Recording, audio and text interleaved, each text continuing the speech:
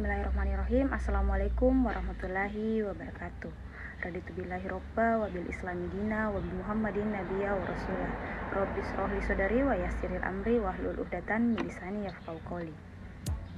Perkenalkan, nama saya Iin Septiani dengan NIM 09115803195051. Program Studi Ilmu Pemerintahan semester 6, Fakultas Ilmu Sosial dan Ilmu Politik Universitas Muhammadiyah Sedayan Rapang. Nah, baik, pada video kali ini saya akan menjelaskan mengenai materi mata kuliah pemerintahan nasional, yakni dimensi pelayanan publik. Nah, dimensi pelayanan publik ini mempunyai 4 pokok pembahasan, yakni yang pertama yaitu definisi pelayanan berkualitas, yang kedua dimensi kualitas pelayanan, dan yang ketiga dimensi dan pendekatan dalam pelayanan publik, dan yang terakhir bentuk dan contoh pelayanan yang berkualitas.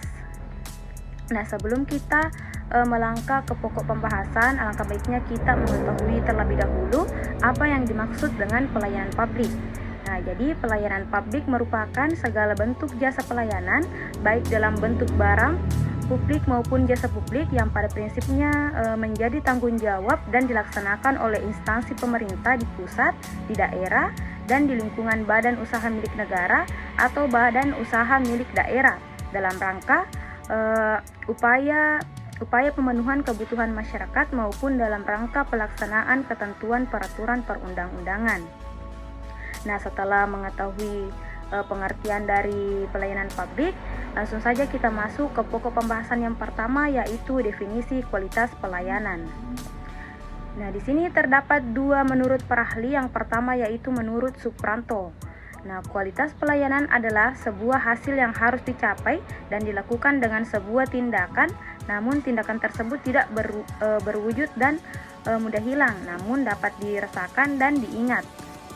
Sedangkan menurut Tiptono didefinisikan kualitas pelayanan ini adalah upaya pemenuhan kebutuhan yang dibarengi dengan keinginan konsumen serta ketetapan cara penyampaiannya agar dapat memenuhi harapan dan kepuasan pelanggan tersebut. Nah, selanjutnya pokok pembahasan yang kedua yaitu dimensi kualitas pelayanan. Nah, di sini terdapat beberapa subpokok. Yang pertama yaitu tangibles. Nah, tangibles ini merupakan bukti konkret untuk menampilkan yang terbaik bagi pelanggan, baik dari sisi fisik tampilan bangunan, fasilitas perlengkapan, teknologi pendukung, hingga penampilan karyawan. Nah, selanjutnya ada yaitu reliability. Nah, merupakan kemampuan untuk memberikan pelayanan yang sesuai dengan harapan konsumen terkait kecepatan, ketepatan waktu, tidak ada kesalahan, sikap simpatik, dan lain sebagainya. Nah, selanjutnya yaitu responsiveness. Nah, responsiveness ini merupakan tanggapan memberikan pelayanan yang cepat atau responsif serta diiringi dengan cara penyampaian yang jelas dan mudah dimengerti. Selanjutnya ada asuranse. Nah, asuranse ini merupakan jaminan dan kepastian yang diperoleh dari sikap sopan santun karyawan, komunikasi yang baik, dan pengetahuan yang dimiliki sehingga mampu menumbuhkan rasa percaya terhadap pelanggan. Nah, selanjutnya ada empati. Nah, empati ini merupakan perhatian yang tulus dan bersifat pribadi kepada pelanggan. Hal ini dilakukan untuk mengetahui keinginan konsumen serta secara akurat dan spesifik. Nah, pokok pembahasan selanjutnya yaitu dimensi dan pendekatan dalam pelayanan publik. Nah, menurut Undang-Undang Nomor 25 Tahun 2009, pelayanan publik adalah kegiatan dalam rangka pemenuhan kebutuhan pelayanan sesuai dengan peraturan perundang-undangan bagi setiap warga negara dan penduduk atas barang, jasa atau pelayanan administrasi yang disediakan oleh penyelenggara pelayanan publik. Nah, pada dasarnya setiap manusia membutuhkan pelayanan, bahkan secara ekstrim dapat diikat bahwa pelayanan tidak dapat dipisahkan dengan kehidupan manusia. Nah, masyarakat setiap waktu selalu menuntut pelayanan publik yang berkualitas dari birokrat. Nah, meskipun tuntutan sering tidak disesuai dengan harapan karena secara empiris pelayanan publik yang terjadi selama ini masih bercirikan atau berbelit-belit, lambat, mahal, dan melelahkan. Nah, kecenderungan seperti itu terjadi karena masyarakat masih diposisikan sebagai pihak yang melayani, bukan sebagai pihak yang dilayani. Nah, dengan demikian, pelayanan publik adalah pemenuhan keinginan dan kebutuhan masyarakat oleh penyelenggara negara. Nah, negara didirikan oleh publik atau masyarakat, tentu saja dengan tujuan agar dapat meningkatkan kesejahteraan masyarakat. Nah, pada hakikatnya negara dalam hal ini pemerintahan birokrat haruslah dapat memenuhi kebutuhan masyarakat. Nah, selanjutnya yaitu pendekatan dalam pelayanan publik. Nah, di sini terdapat beberapa pendekatan. Jadi yang pertama yaitu pendekatan politik, dikotomi politik dan administrasi oleh Wilson.